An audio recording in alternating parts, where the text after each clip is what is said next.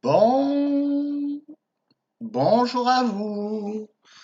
Alors, nous sommes vendredi et je sais que plusieurs d'entre vous vous posez la question, bah là on doit faire le quiz, il y a des choses qu'on n'a pas compris, etc. Bah, ce que je vous propose aujourd'hui, c'est de faire deux petits exercices pour regarder un petit peu ce que vous devez comprendre pour l'énergie. Donc ça, c'est vraiment quelque chose qui est important. Donc on va faire un premier exercice qui va porter justement un petit peu sur le travail, l'énergie cinétique, l'énergie potentielle, etc. Puis on va faire un deuxième exercice qui va un peu porter sur la puissance électrique et la thermodynamique. Donc voilà. Donc on va commencer simplement. Donc on va y aller avec le pinceau.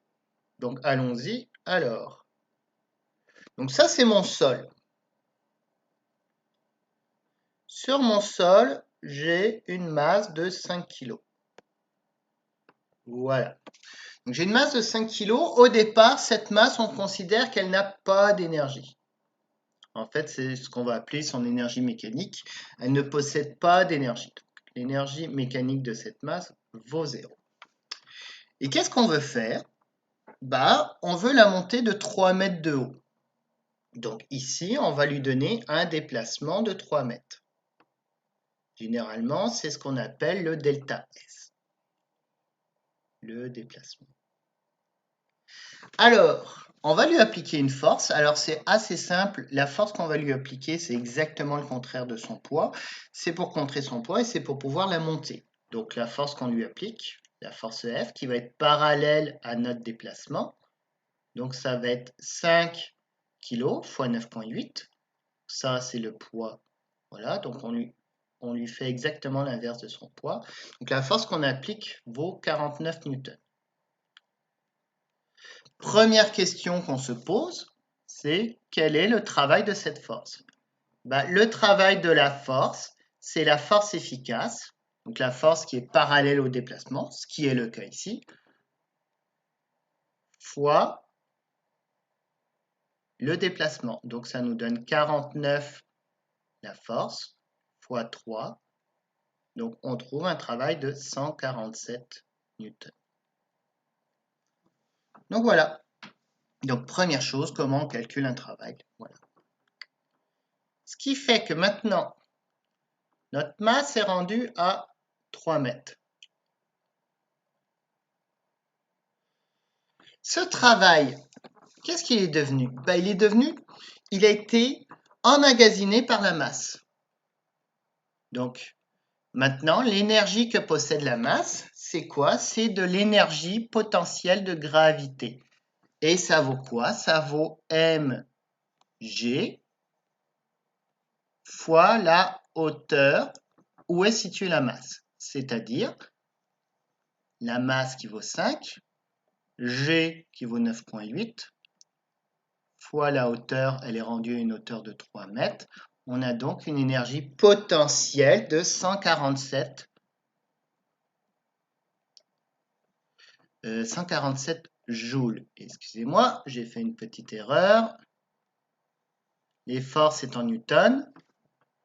Le déplacement est en mètres. Donc des newtons fois des mètres, ça donne des joules. Voilà. Donc ici, c'est 147 joules. On remarque que l'énergie potentielle correspond au travail qu'on a fait sur notre masse. C'est tout à fait logique. Un travail, c'est une différence d'énergie. Au départ, notre énergie initiale valait 0. On lui donne un travail. Et maintenant, c'est égal à notre énergie finale. C'est ce qu'on appelle la conservation de l'énergie. Donc l'énergie au départ valait 0. On lui donne un travail qui vaut 147 joules. Et à la fin, l'énergie finale, c'est 147 joules. Et ça correspond à quoi? Ça correspond au fait que la masse est à une certaine hauteur, que si on lâche la masse, qu'est-ce qui va se passer? Elle va se mettre à descendre. Elle va tomber, tout simplement. Donc maintenant, en tombant, la masse va accélérer. Elle va accélérer avec une accélération qui vaut 9,8. Ça, c'est quelque chose qu'on n'étudiera pas plus que ça. Mais si vous faites le cours de physique de secondaire 5, vous allez totalement étudier la notion de déplacement, de vitesse et d'accélération. Et qu'est-ce qui va arriver? C'est que notre masse, elle va arriver proche du sol. Et la question qu'on se pose, c'est quelle est la vitesse qu'elle a au sol? Alors ça, on peut le calculer. L'énergie potentielle est maintenant devenue de l'énergie cinétique. Donc, le 147 joules qu'on avait au départ en énergie potentielle de gravité, maintenant c'est transformé en énergie cinétique car la masse a acquis une vitesse et on veut trouver la vitesse qu'elle a acquise. Donc, qu'est-ce qu'on a? Notre énergie qui vaut 147. Toute l'énergie s'est transformée en énergie cinétique quand elle va arriver au sol. Ça est égal à 1/2 de la masse fois sa vitesse au carré. Ça, c'est l'énergie cinétique de la masse. Donc, quel calcul vous avez à faire? Ça vaut 1/2 fois 5 fois V au carré. Donc, qu'est-ce que vous faites? Vous faites 147 fois 2 divisé par 5, ce qui va être égal à votre vitesse au carré. Donc, ça va vous donner 58,8. Vous faites la racine de 58,8 et vous trouvez une vitesse qui vaut 7,66 mètres par seconde. Voilà. Donc, avec cet exercice, on a vu tout ce qu'il y avait à voir.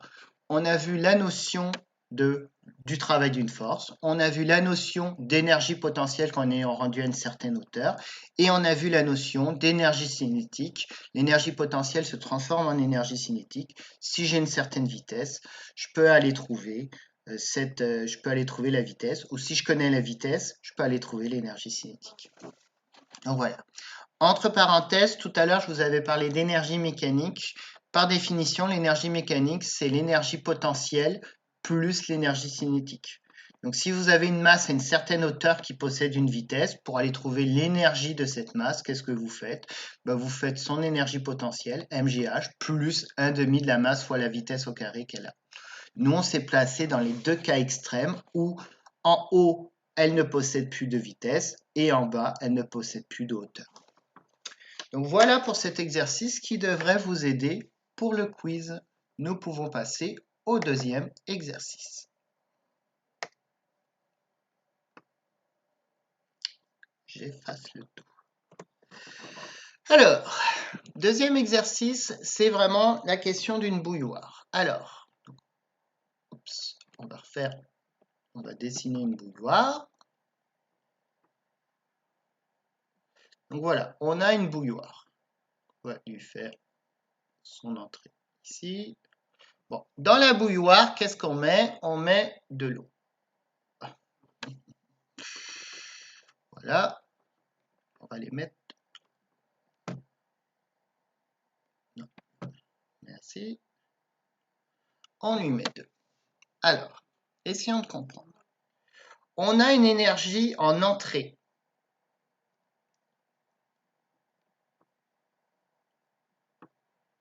L'énergie en entrée, l'énergie qu'on a en départ, c'est l'énergie électrique. Donc, notre bouilloire, elle va être branchée sur quoi? Elle va être branchée sur le secteur. Le secteur, vous avez besoin de savoir, c'est 120 volts. C'est la prise électrique standard en Amérique du Nord. Et ce secteur va aller fournir du courant, donc il va aller lui fournir des électrons à la bouilloire. Mettons qu'elle lui fournit un courant de 5 ampères. Cette partie-là, on va l'étudier plus en détail la semaine prochaine quand on va commencer l'électricité. Donc finalement, ce qu'on est capable de faire, c'est de calculer la puissance en entrée. Donc, la puissance en entrée, c'est la puissance électrique, c'est la tension fois l'intensité. Donc c'est 120 fois 5. On a donc une bouilloire qui vaut 600 watts. Voilà. Ça, c'est les informations que vous avez souvent quand vous allez acheter un appareil électrique. Quand vous achetez un frigo, quand vous achetez un climatiseur, etc., on vous le vend en vous disant il a telle puissance.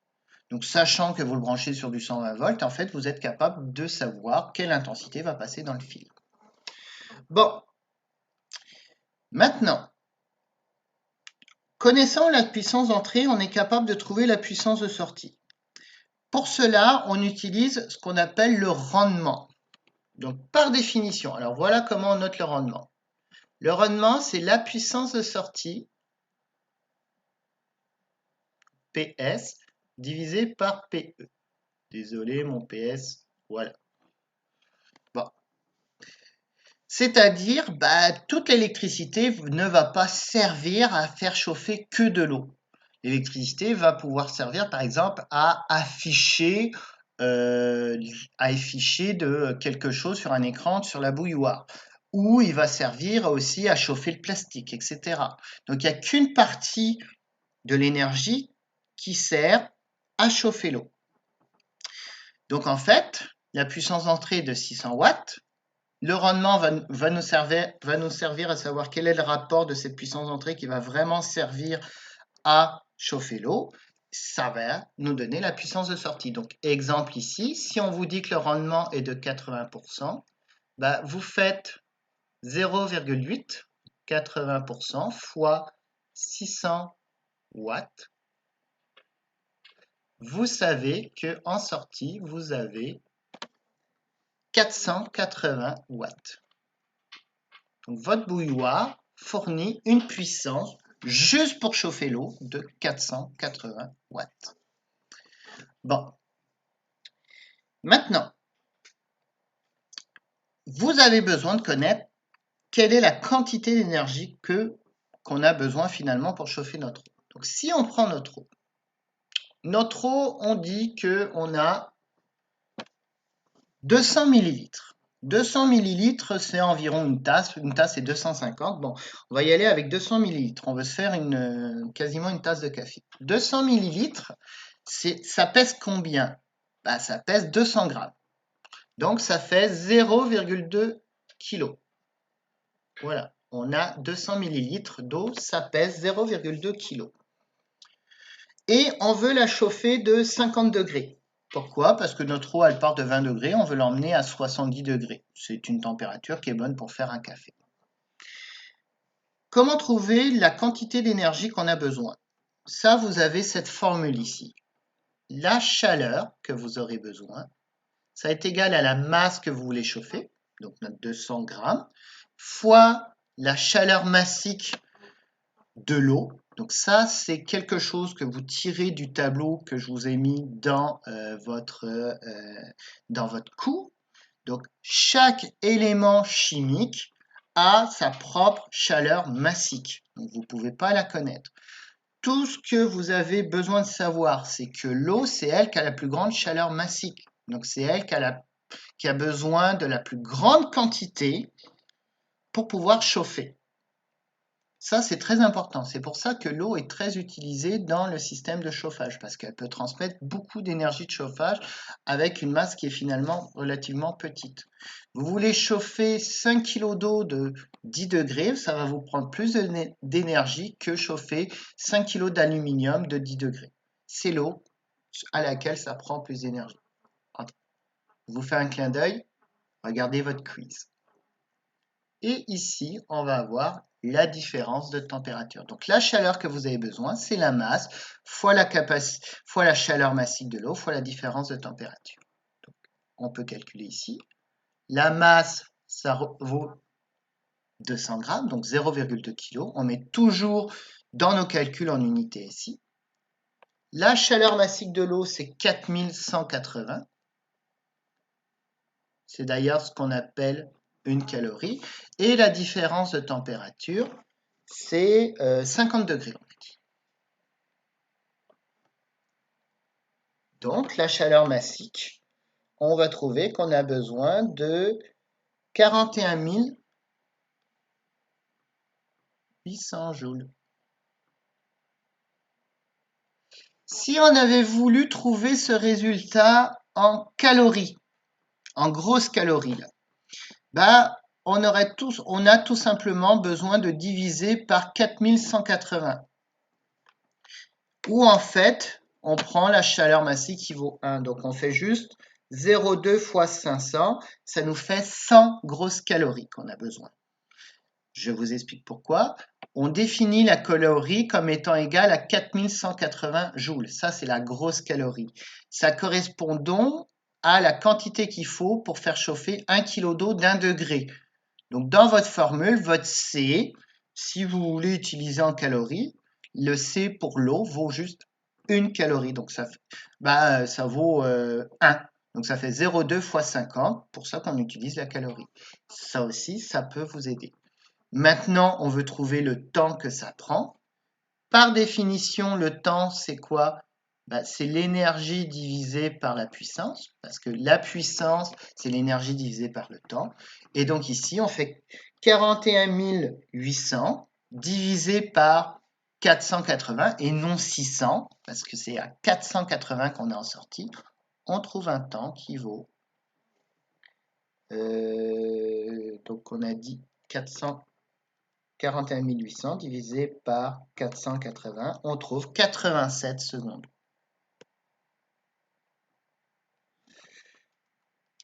Donc c'est-à-dire 1 minute et 27 secondes. Donc voilà, 2 petits exercices qui devraient beaucoup vous aider pour le quiz.